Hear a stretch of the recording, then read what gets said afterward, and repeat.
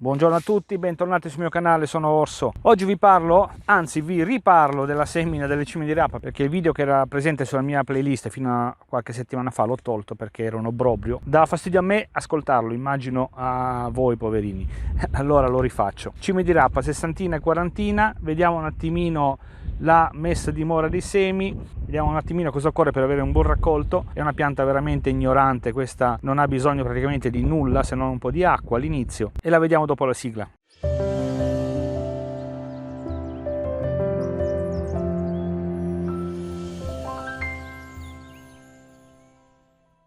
Rieccoci sul canale. Allora, siccome penso che sia corretto imparare, è anche giusto imparare dagli errori degli altri, in questo caso ho sbagliato io, ve lo dico. Questa è la seconda semina che faccio. L'altra semina l'ho fatta direttamente sul compost 10 giorni fa e non è venuto fuori niente, a riprova che il mio compost per la semina non va bene. Quindi ho comprato del buon terriccio universale da orto, l'ho appena steso, insomma, e adesso rifacciamo la semina di nuovo. Due parole sui broccoletti, cime di rapa o friarielli giù nel napoletano. È una pianta, come vi dicevo, veramente con pochissime pretese. Delle cime di rapa si mangia l'escrescenza sopra, le foglie tenere, e possono essere messe a scalare dai 40 ai 180 giorni in base alla dicitura che hanno sulla confezione, in questo caso quarantina e sessantina.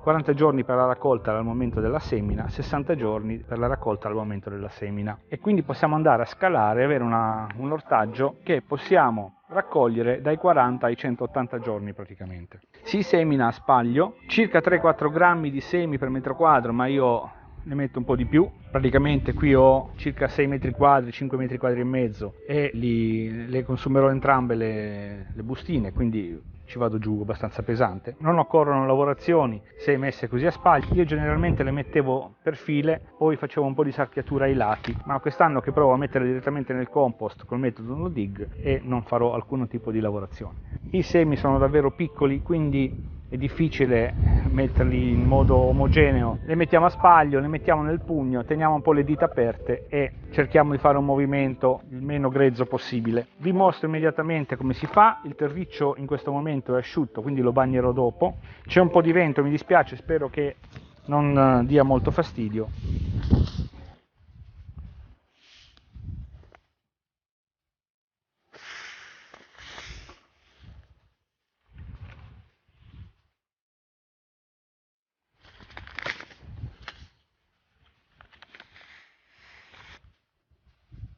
Il cassone lo dividerò idealmente in due, quindi da una parte faccio le quarantine e dalla parte le sessantine. Concimazione: io qui sul compost ovviamente non metto nulla, è uno dei vantaggi del no dig e della lavorazione sul compost. Se voi fate una coltivazione tradizionale, a quel punto potete utilizzare il terreno ben concimato della coltivazione estiva, pomodori, peperoni e quant'altro.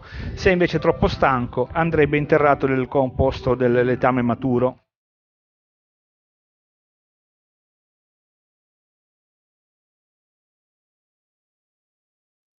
L'operazione successiva consiste poi nell'interrare con un velo di terra i semini. Mi aiuto con un rastrello. Col rastrello si fa appena una pettinata, passatemi il termine, del terreno, e si cerca di interrare i semi non a profondità elevata, altrimenti non riescono a germinare, ma appena con un velo di terra.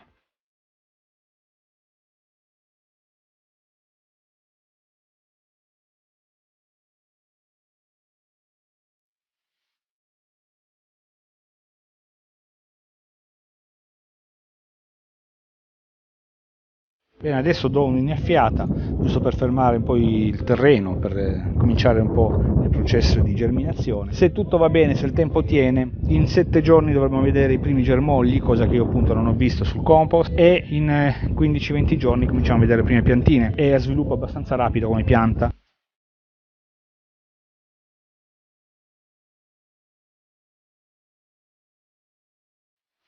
Questo irrigatore l'ho preso all'Obi, 15 euro quest'estate, sono stati i soldi meglio spesi forse di quest'anno. Dopo infatti volevo fare un articolo perché veramente per quello che costa di una comodità unica non ci si piega più, ed è molto preciso per arrivare nel punto giusto alla base della pianta senza bagnare le foglie eventualmente quando si fa l'irrigazione in questo modo d'estate, sotto i pomodori magari o sotto le insalate non si vogliono bagnare le foglie. Al getto regolabile per 15 euro, credetemi, vale veramente la pena. Bene, ci rivediamo fra una settimana, 10 giorni, vediamo i primi germogli e chiudo il video e tiriamo due somme. Allora sono passati 7-10 giorni dalla seconda semina, direttamente qui sul terriccio come avete visto, e abbiamo i primi germogli, guardate che belli che sono.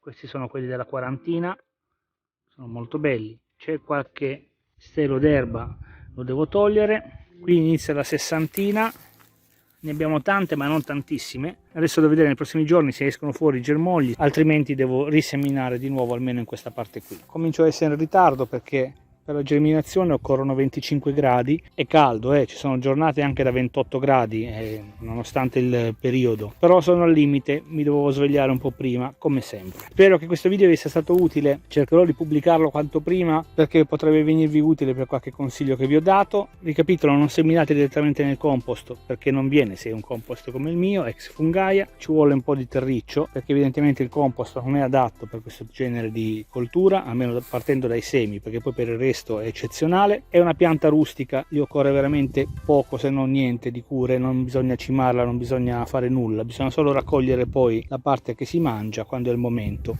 Bene, è tutto per questo video, spero che vi sia stato utile. Vi lascio con queste immagini di questi germogli bellissimi, mettete un like, iscrivetevi al video, cliccate sulla campanella se vi fa piacere. Ci rivediamo la settimana prossima.